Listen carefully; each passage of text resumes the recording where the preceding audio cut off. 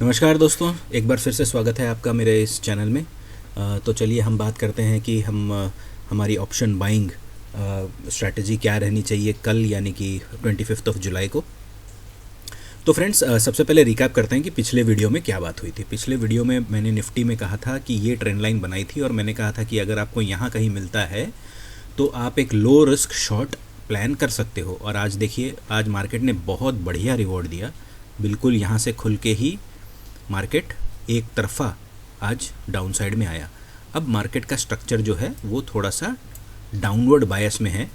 मैं एक बार daily chart पे भी आपको लेके चलता हूँ। पहले सबका डेली चार्ट देख लेते हैं।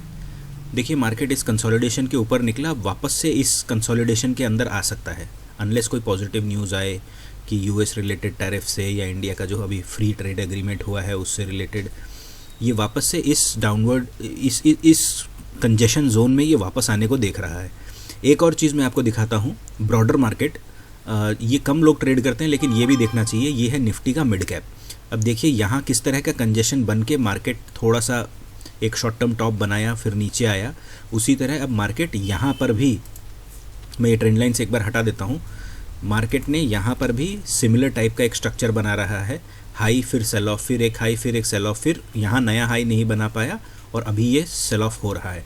ये जो इंडेक्स है ये निफ्टी और सेंसेक्स से भी ज़्यादा ब्रॉडर इंडेक्स है, निफ्टी मिड कैप सिलेक्ट। और यहाँ पर जब ये हो देख के हमें ऐसा पता लगता है कि ब्रॉडर मार्केट जो है अब वो थोड़ा सा करेक्टिव फेज़ में आ सकता है। मैं ये नहीं बोलता हूँ कि एक तरफा क्रैश होगा, लेकिन अब सेल ऑन राइज एक स्ट्रैटेजी होनी चाहिए। तो आपको अब पुट ऑप्शंस पे थोड़ा सा ज़्यादा ध्यान देना चाहिए।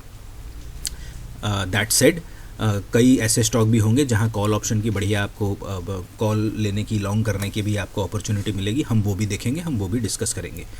तो अब जब इस चार्ट पे हैं तो इसकी बात कर लेते हैं। निफ्टी मिड कैप, मुझे लगता है कि ये आने वाले कुछ दिनों में सिर्फ मैं जो एनालिसिस कर रहा हूँ ना, ये सिर्फ ये मत सोचिए कि सिर्फ एक दिन के लिए है।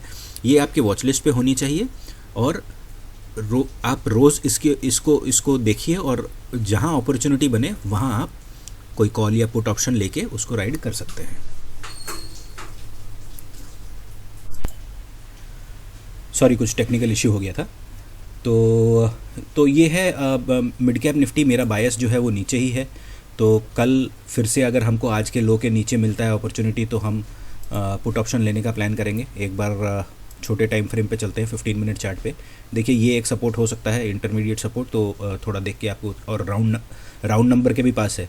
याद रखिएगा, जब भी कोई राउंड नंबर होता है और अगर वहाँ कोई डिमांड या सप्लाई जोन है तो वहाँ से मार्केट के टर्न होने का बहुत ज़्यादा प्रोबेबिलिटी होता है। तो ये मतलब बहुत ज़्यादा प्रोबेबिलिटी होता है। तो ये एक लेवल मार्क करके रख लीजिए। यहाँ अगर आपको कल मार्केट गैप अप मिला तो आप इस हाई का स्टॉप रख के शॉर्ट कर सकते हैं, पुट ऑप्शन ले सकते हैं। ये आपका टारगेट होगा। और अगर यहाँ पे मार्केट गैप डाउन हो गया और आपको एक 15 मिनट की कोई ग्रीन कैंडल मिल गई तो आप इसको एज अ सपोर्ट जोन समझ के एक हाई रिस्क कॉल ऑप्शन भी प्लान कर सकते हैं। अपने रिस्क के हिसाब से ट्रेडिंग कीजिएगा। तो ये था मिड कैप। अब आते हैं निफ्टी पे।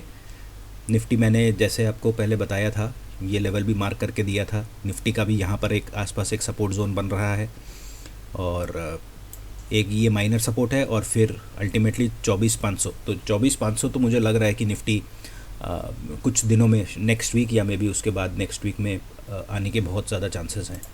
बैंक निफ्टी थोड़ा सा कंपैरेटिवली स्ट्रॉन्ग है सबसे। ये अपने हाई के आसपास ही थोड़ा ट्रेड कर रहा है। मैंने ट्रेंड लाइन भी लास्ट टाइम आपको बना के दिखाया था। ये लाइन भी, इस पर भी मैंने आपको कहा था कि मार्केट इसके पास जब भी मिले आप पुट ऑप्शन प्लान कर सकते हैं। और अगर आपने किया होगा तो आपको एक अच्छा डाउन साइड मिला होगा इसमें। सेंसेक्स भी निफ्टी के लेवल के हिसाब से ही आप ट्रेड कीजिएगा। और अब कुछ स्टॉक्स में बता देता हूँ। पिछली बार जैसे मैंने आपको M&M बताया था कि M&M में आप अपवर्ड मोमेंटम मिल सकता है। वो अपवर्ड मोमेंटम थोड़ा सा आया लेकिन फिर से वापस स्टॉक में सेल ऑफ आ गया। तो इसको आप वॉच लिस्ट पे रखिए। अगर ये यहाँ से बहुत ज़्यादा बार बार रिजेक्ट हो रहा है तो ये डाउन साइड में भी आपको एक अच्छा ट्रेड दे देगा। मतलब 5-7% फिर ये डाउन साइड, फिर ये 3080 का जो लेवल है, 3070 का लेवल जो है, ये भी आ सकता है।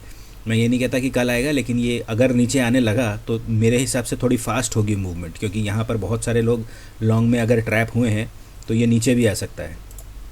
MCX में भी थोड़ा सा मेरा डाउनवर्ड बायस ही है। मार्केट थोड़ा सा ऐसे नीचे आया, उसके बाद अभी साइडवेज गया, वापस मेरे हिसाब से शायद नीचे आ सकता है। ज़्यादातर मेरे पास थोड़े पुट ऑप्शन के ट्रेड्स ज़्यादा हैं। एक बिरला सॉफ्ट है, इसमें सॉर्ट ऑफ ब्रेकडाउन टाइप का मुझे दिख रहा है। एक बार थोड़ा सा टाइम फ्रेम में बड़ा करता हूँ, 30 मिनट्स पे चलता हूँ। ये देखिए, अगर आपको आज के लो के नीचे फिर से मिलता है तो ये मतलब और 380 के आसपास और अल्टीमेटली 340 भी विद इन अ वीक और टू ये आ सकता है। कल के लिए आप एक ये देख सकते हो, जुबिलेंट फूड, ये बिल्कुल अपने एक डिमांड जोन के पास में है। अगर ये इसके नीचे निकलता है, अगर ये 650 के नीचे निकलता है तो यहाँ आपको एक अच्छा डाउनवर्ड मोमेंटम मिल सकता है। लॉन्ग साइड में एक है मेरे पास डिक्सन अगर कल 17,000 के ऊपर आपको सस्टेन करता हुआ मिलेगा तो यहाँ पर आपको एक अपवर्ड मोमेंटम मिल सकता है। और अगर 17,000 से रिजेक्शन ले रहा है तो अगर आप लोगों में से कोई ऑप्शन सेल करता है तो आप 17,000 का ऑप्शन राइड भी कर सकते हो, अगर आपको ऐसा लग रहा है कि ये सस्टेन नहीं कर पा रहा है। क्योंकि इस लेवल से देखिए कि कई बार रिजेक्शन हुआ है, एक बार यहाँ, एक बार इधर और अब वापस से उसी लेवल पे है। नेक्स्ट स्टॉक मैं देख रहा हूँ वो है इंडिगो में थोड़ा सा मेरे को इंडिगो एक फ्लैग एंड पेनेंट टाइप का एक फॉर्मेशन है, तो जिस भी साइड निकलेगा उस साइड में आपको एक हल्का फुल्का मोमेंटम मिल जाएगा। तो ये आप समझ लीजिए कि एक रैली आई, ये एक रैली है और ये कंसोलिडेशन है। अब या ऊपर निकले या नीचे निकले, आप उस हिसाब से अपना ट्रेड प्लान कर सकते हैं। अगर नीचे आया तो सपोर्ट जोन मेरे हिसाब से ये है। अगर नीचे आया तो सपोर्ट जोन ये है और ऊपर जाएगा तो टारगेट 6,000 के ऊपर ही है। फिर NTPC बहुत दिन के साइडवेज रहने के बाद आज नीचे आया था। अगर ये नीचे सस्टेन कर रहा है तो इसमें भी आपको एक अच्छा खासा मोमेंटम मिल सकता है। पहला टारगेट 330 रहेगा आपका। ये जनरली स्टॉक बहुत कम हिलता है, मेरे स्कैनर पे आ गया था और मैं देख रहा था ये थोड़ा साइडवेज जाने के बाद नीचे जा रहा है। आज इलेक्ट्रिसिटी रिलेटेड कुछ न्यूज़ भी थी उसके हिसाब से, जिसकी वजह से आज IEX भी गिरा था, तो ये उस वजह से शायद आज नीचे आया था। बाकी इसको भी आप वॉच लिस्ट पे रखिए। एक और है मुथूट फिन, ये भी बहुत अपने ऑल टाइम हाई के आसपास चल रहा है, लेकिन अभी मुझे लगता है कि इसमें कुछ नेगेटिव डाइवर्जेंस है। तो इसमें अगर आपको कोई शॉर्टिंग का अपॉर्चुनिटी मिले इस ट्रेंड लाइन के पास, अगर आपको, या फिर ये देखिए राइजिंग वेज टाइप का ये बन रहा है 1 2 3 4 5, देखो 1 2 3 4 5 ऐसा राइजिंग वेज टाइप का बन रहा है। तो ये अगर नीचे आएगा तो यहाँ पर भी आपको एक मोमेंटम मिल सकता है। तो ये थे कुछ स्टॉक्स। रोज़ आप लोग चार्ट देखा कीजिए, रोज़ अपना ट्रेड प्लान किया कीजिए और नेक्स्ट डे फिर मार्केट में जाके फोकस एग्जीक्यूशन पे रखिए। जो लेवल्स आपने मार्क कर रखे हैं और जो आपने सोच रखा है कि आज ऐसा करना है, अगर आप उसी तरह से अगर आप अपने ट्रेड को एग्जीक्यूट करेंगे तो गलतियां होने के चांसेस बहुत कम हैं। आप पैसा कितना कमाएंगे वो तो मार्केट के ऊपर डिपेंडेंट है। आपने जो लॉन्ग किया वो कितना ऊपर जाएगा, आपने जो शॉर्ट किया वो कितना नीचे जाएगा। आपके हाथ में आपकी एग्जीक्यूशन है, आपके हाथ में आपका रिस्क मैनेजमेंट है। तो अपने रिस्क को देखकर आपका जो प्री डिफाइंड जो सेटअप है, जो आपने सोचा है कि भाई अगर मुथूट कल मुझे अगर 2650 के नीचे मिलता है तो मैं एक पुट पे बैठूंगा, तो अपना आप देखिए, प्रॉफिट आपके हाथ में नहीं है, आपके हाथ में सिर्फ लॉस है। अपना लॉस को तय करके चलिए कि मुझे इतना रिस्क लेना है, प्रॉफिट देना मार्केट का काम है। तो बस यही आज के लिए इतना ही। फिर से मिलेंगे नेक्स्ट वीडियो में, तब तक के लिए thank you so much. Please एक कमेंट कर दीजिए, कुछ शेयर अगर आप करना चाहें तो मेरे लिए बहुत हेल्पफुल होगा, मुझे बहुत मोटिवेशन मिलेगा। आई होप एनालिसिस आपको ठीक ठाक लगी। फिर मिलेंगे अगली बार। Thank you very much.